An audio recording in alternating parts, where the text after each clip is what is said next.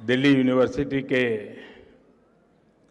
इस स्वर्णिम समारोह में उपस्थित देश के शिक्षा मंत्री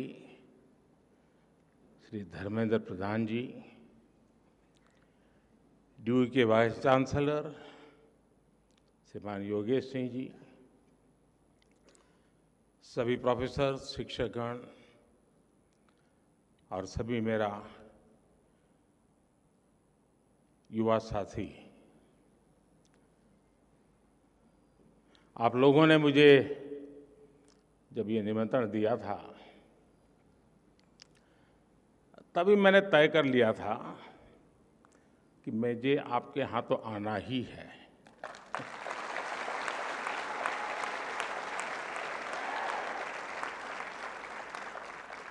और यहाँ आना अपनों के बीच आने जैसा है।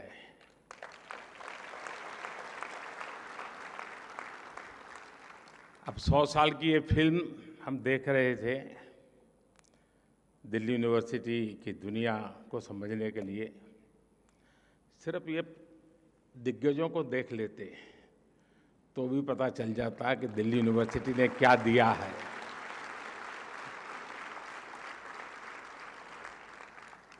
कुछ लोग मेरे सामने बैठे हैं जिनको मैं विद्यार्थी काल से जानता हूँ, लेकिन अब बहुत बड़े बड़े लोग बन गए हैं।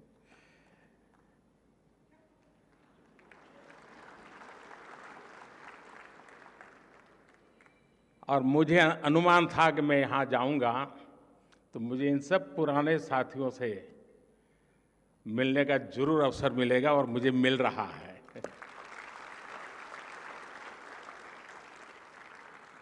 साथियों, ड्यू का कोई भी स्टूडेंट हो, कॉलेज फेस्ट चाहे अपने कॉलेज में हो या दूसरे कॉलेज में, उसके लिए सबसे इम्पोर्टेंट यही होता है कि बस किसी तरह उस फेस्ट का हिस्सा बन जाएं। मेरे लिए भी ये ऐसा ही मौका है।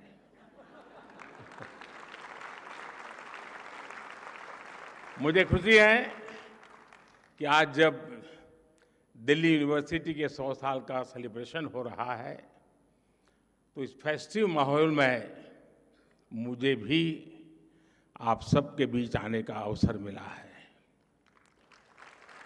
और साथियों, कैंपस में आने का आनंद भी तभी होता है जब आप कलीग के साथ आए।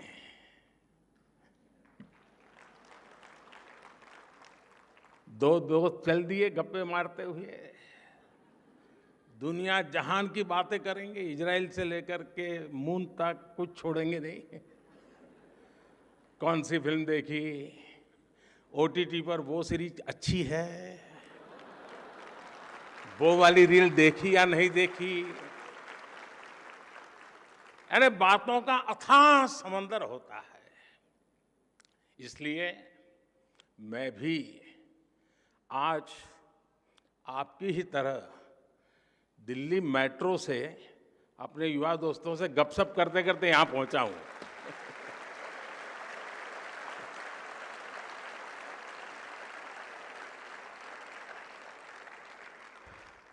उस बातचीत में कुछ किस्से भी पता चले और कई दिलचस्प जानकारियां भी मुझे मिली। साथियों, आज का अवसर एक और वजह से बहुत खास है। ड्यू ने एक ऐसे समय में अपने 100 वर्ष पूरे किए हैं जब देश अपनी आजादी के 75 वर्ष पूरे होने पर अमृत महोत्सव मना रहा है। कोई भी देश हो, उसकी यूनिवर्सिटीज, उसके शिक्षण संस्थान, उसकी उपलब्धियों का सच्चा प्रतिबिंब होते हैं। ड्यू की भी इन 100 वर्षों की यात्रा में कितने ही ऐतिहासिक पड़ाव आए हैं। इसमें कितने प्रोफेसर्स का, कितने स्टूडेंट्स का और कितने ही दूसरे लोगों का जीवन जुड़ रहा है। एक तरह से दिल्ली यूनिवर्सिटी सिर्फ एक यूनिवर्सिटी नहीं, बल्कि एक मूवमेंट रही है।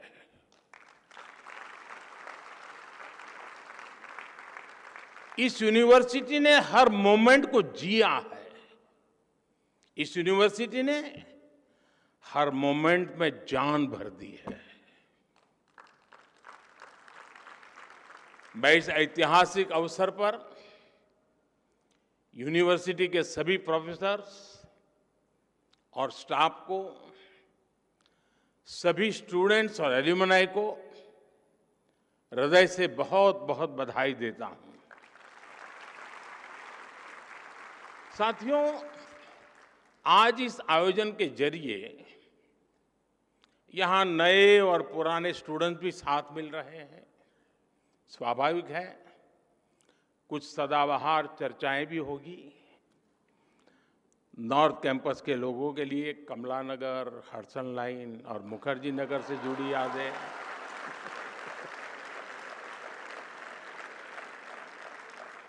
साउथ कैंपस वालों के लिए सत्य निकेतन के किस्से, आप चाहे जिस ईयर के पास आउट हो, 2 डीयू वाले मिलकर इन पर कभी भी घंटों निकाल सकते हैं।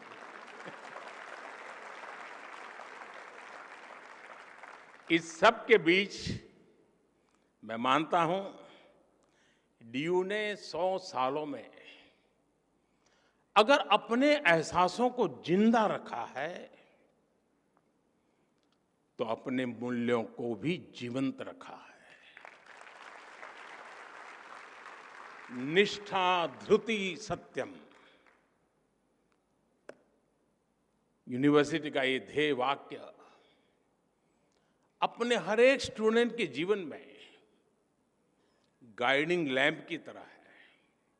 साथियों, हमारे यहां कहा जाता है, ज्ञान वानेन सुखवान, ज्ञान वानेव जीवति, ज्ञान वानेव बलवान, तस्मात् ज्ञान मयो भव।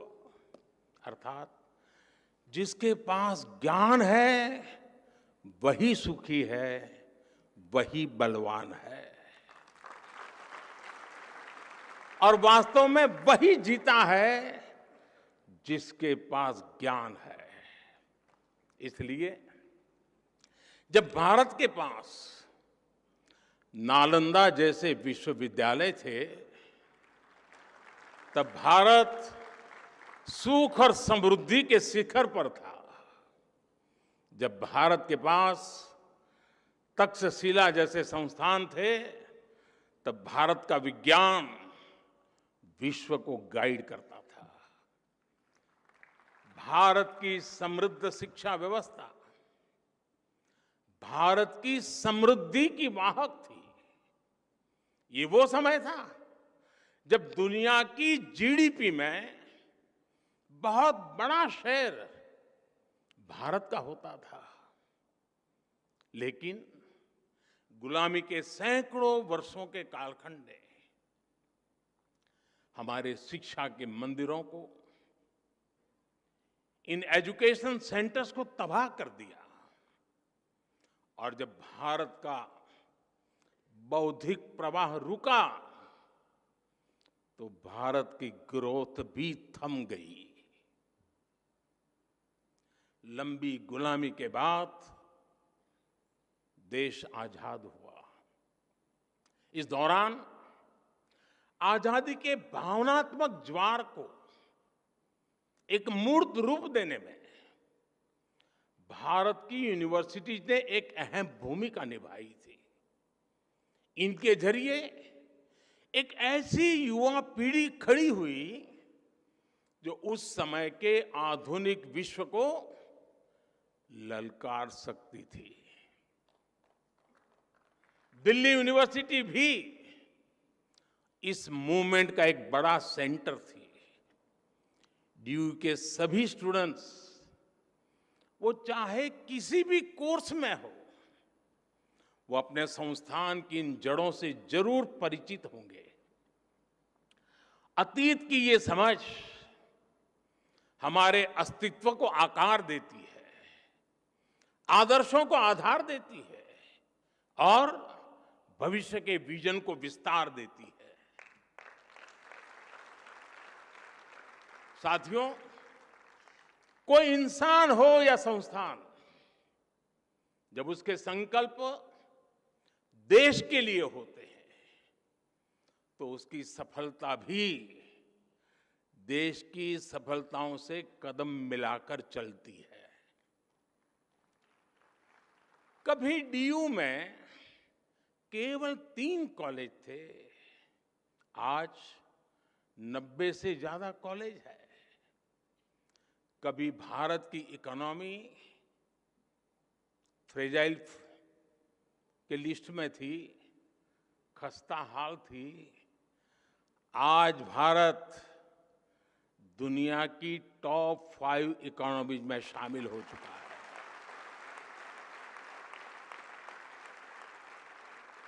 आज डीयू में पढ़ने वाले लड़कों की तुलना में लड़कियों की संख्या ज्यादा हो गई है। इसी तरह देश में भी जेंडर रेशियो में काफी सुधार आया है। यानी शिक्षण संस्थान की जड़ें जितनी गहरी होती हैं, देश की शाखाएं उतनी ही ऊंचाइयों को छूती है। और इसलिए भविष्य के लिए भी यूनिवर्सिटी और देश के संकल्पों में एक रूपता होनी चाहिए, इंटरकनेक्शन होना चाहिए। 25 साल बाद जब देश अपनी आजादी के 100 साल पूरे करेगा, तब दिल्ली यूनिवर्सिटी अपनी स्थापना के 125 वर्ष मनाएगी।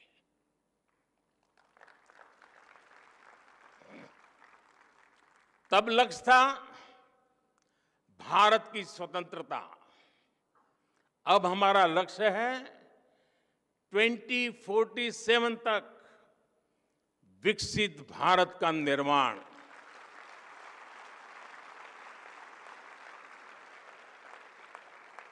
पिछली शताब्दी के तीसरे दशक ने, अगर पिछली शताब्दी के इतिहास की तरफ नजर करें तो पिछली शताब्दी के तीसरे दशक ने स्वतंत्रता संग्राम को नई गति दी थी। अब इस शताब्दी का ये तीसरा दशक भारत की विकास यात्रा को नई रफ्तार देगा।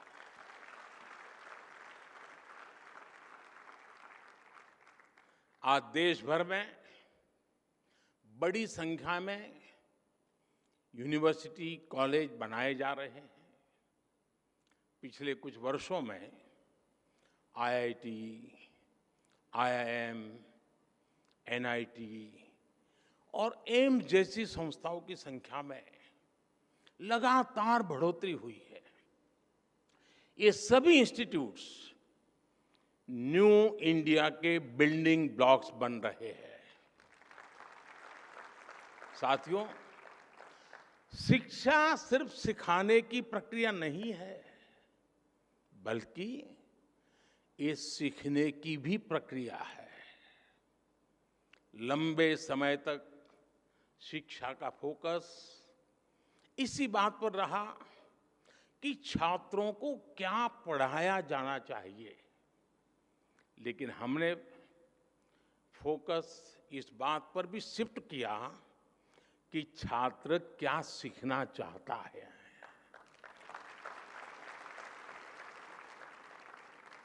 आप सभी के कलेक्टिव एफर्ट से नई राष्ट्रीय शिक्षा नीति तैयार हुई है। अब छात्रों को यह बड़ी सुविधा मिली है कि वो अपनी इच्छा से अपनी पसंद के विषयों का चुनाव कर सकते हैं। शिक्षण संस्थाओं की क्वालिटी बेहतर बनाने के लिए भी हम लगातार काम कर रहे हैं। इन इंस्टीट्यूट्स को कॉम्पिटिटिव बनाने के लिए हम नेशनल इंस्टीट्यूशनल रैंकिंग फ्रेमवर्क लेकर आए हैं। इससे देश भर के इंस्टीट्यूशंस को एक मोटिवेशन मिल रहा है। हमने संस्थाओं की स्वायत्तता को क्वालिटी ऑफ एजुकेशन से भी जोड़ा है।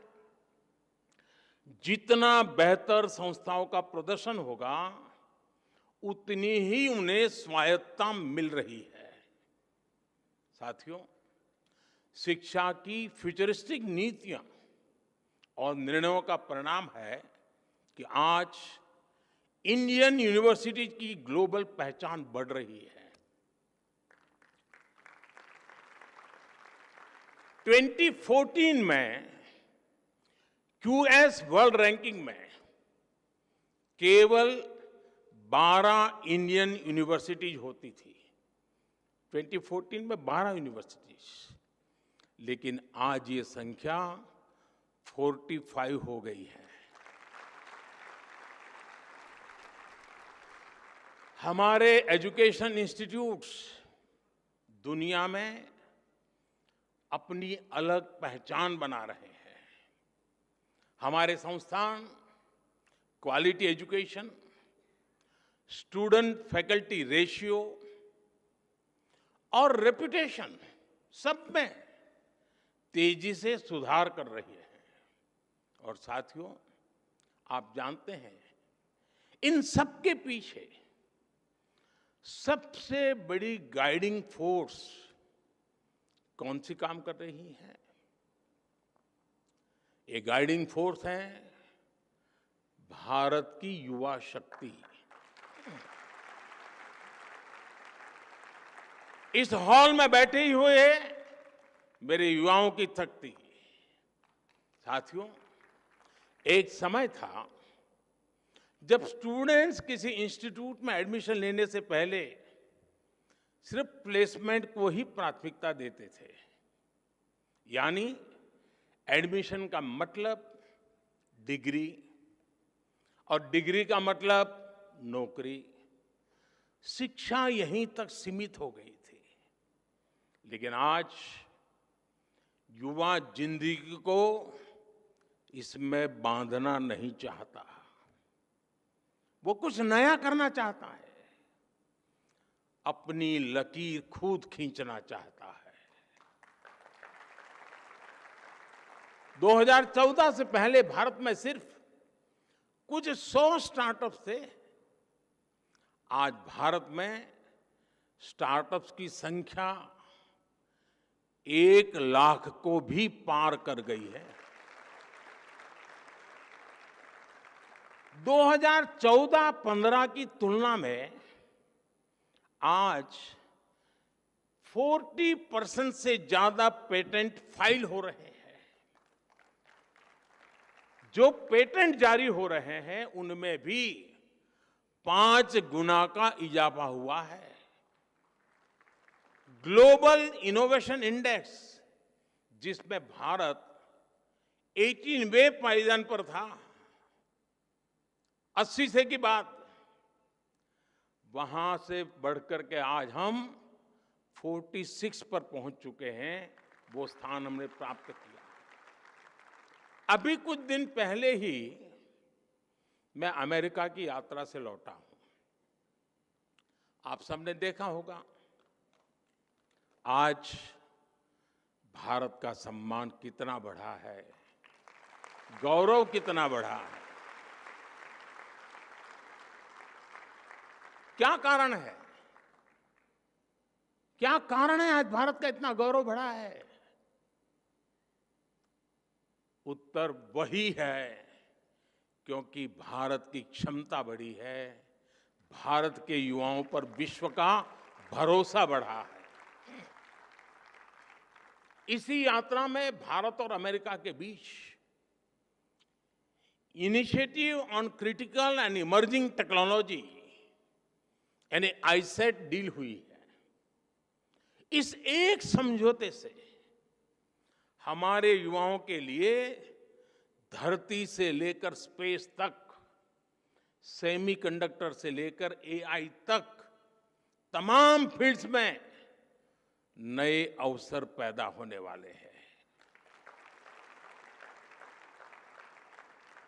जो टेक्नोलॉजी पहले भारत की पहुंच से बाहर होती थी, अब हमारे युवाओं को उनकी एक्सेस मिलेगी, उनका स्किल डेवलपमेंट होगा। अमेरिका की माइक्रोन, गूगल तथा एप्लाइड मटेरियल्स जैसी कंपनियों ने भारत में बड़े निवेश का फैसला लिया है।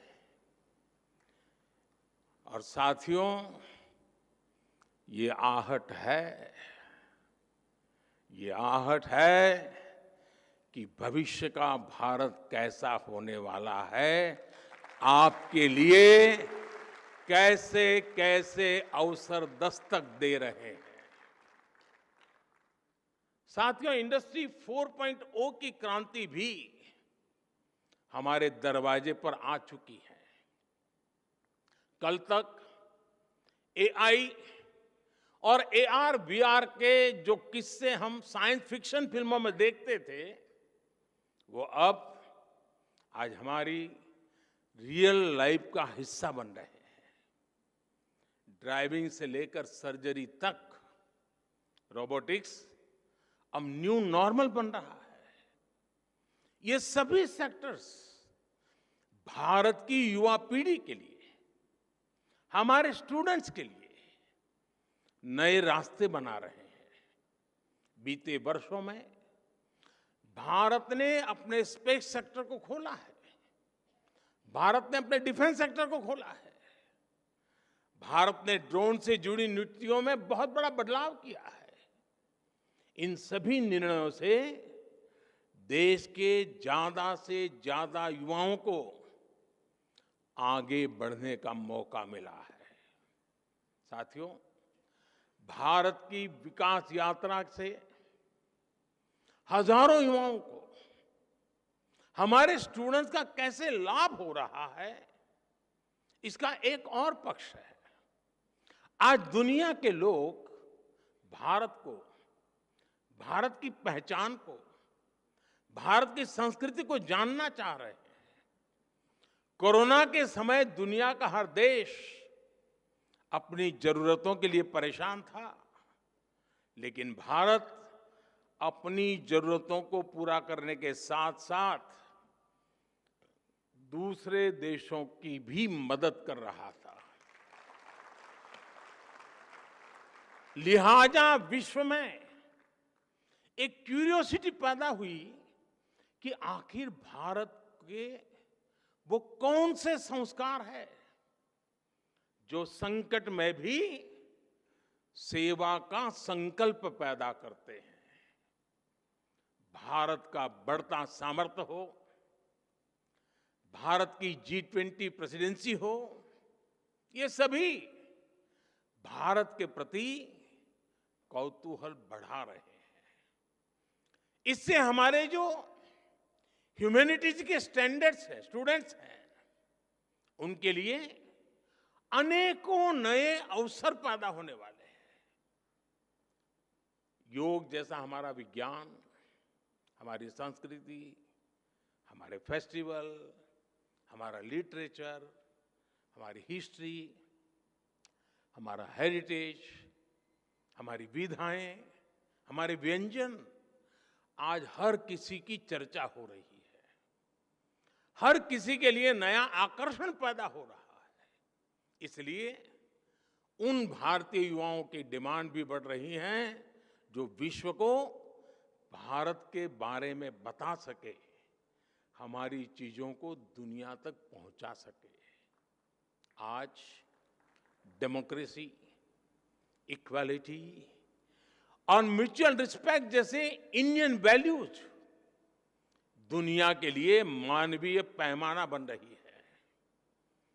गवर्नमेंट फोरम से लेकर डिप्लोमेसी तक कई क्षेत्रों में भारतीय युवाओं के लिए लगातार नए मौके बन रहे हैं। देश में हिस्ट्री, हेरिटेज और कल्चर से जुड़े क्षेत्रों ने भी युवाओं के लिए अपार संभावनाएं बना दी है। आज देश के अलग अलग राज्यों में ट्राइबल म्यूजियम्स बन रहे हैं। पीएम म्यूजियम के जरिए आजाद भारत की विकास यात्रा के दर्शन होते हैं। और आपको ये जानकर के भी अच्छा लगेगा कि दिल्ली में विश्व का सबसे बड़ा हेरिटेज म्यूजियम युगे युगीन भारत ये भी बनने जा रहा है।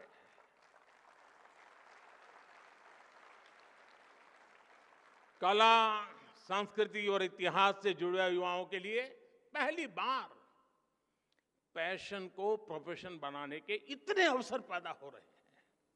इसी तरह आज दुनिया में भारतीय टीचर्स की अलग पहचान बनी है। मैं ग्लोबल लीडर से मिलता हूं, उनमें से कई अपने किसी न किसी इंडियन टीचर से जुड़े किस्से बताते हैं और बड़े गौरव से बताते हैं। भारत की ये सॉफ्ट पावर इंडियन यूथ की सक्सेस स्टोरी बन सकती है। इस सब के लिए हमारी यूनिवर्सिटीज को, हमारे इंस्टीट्यूशंस को तैयार होना है, अपने माइंडसेट को तैयार करना है। हर यूनिवर्सिटी को अपने लिए एक रोड मैप बनाना होगा, अपने लक्ष्यों को तय करना होगा। जब आप इस संस्थान के 125 वर्ष मनाए, तब आपकी गिनती वर्ल्ड की टॉप रैंकिंग वाली यूनिवर्सिटी में हो, इसके लिए अपने प्रयास बढ़ाएं।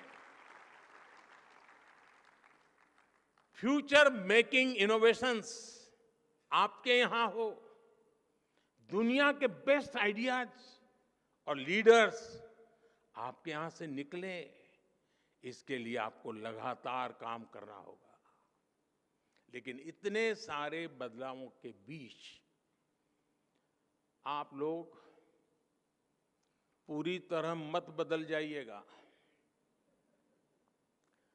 कुछ बातें वैसी ही छोड़ दीजिएगा भाई। नॉर्थ कैंपस में पटेल चेस की चाय, नूडल,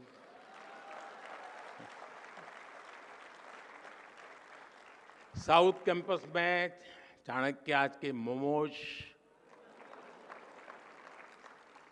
इनका टेस्ट न बदल जाए, ये भी आपको इंश्योर करना होगा। साथियों, जब हम अपने जीवन में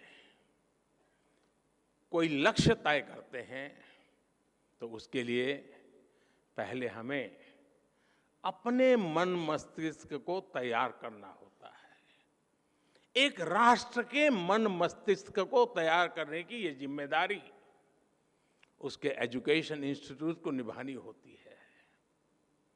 हमारी नई जनरेशन फ्यूचर रेडी हो, वो चैलेंजेस को एक्सेप्ट करने और फेस करने का टेम्परामेंट रखती हो। ये शिक्षा संस्थान के विजन और मिशन से ही संभव होता है। मुझे विश्वास है दिल्ली यूनिवर्सिटी अपनी इस यात्रा को आगे बढ़ाते हुए इन संकल्पों को जरूर पूरा करेगी। इसी के साथ आप सभी को इस शताब्दी वर्ष की यात्रा को जिस प्रकार से आपने आगे बढ़ाया है, उसे और अधिक सामर्थ्य से और अधिक शानदार तरीके से और अधिक सपने और संकल्पों को लेकर के सिद्धि को प्राप्त करने का रास्ता बनाते हुए आगे बढ़े। सिद्धियां आपके कदम चूमती रहें, आपके सामर्थ्य से देश बढ़ता रहे। इसी कामना के साथ आप सबको बहुत बहुत शुभकामनाएं। धन्यवाद।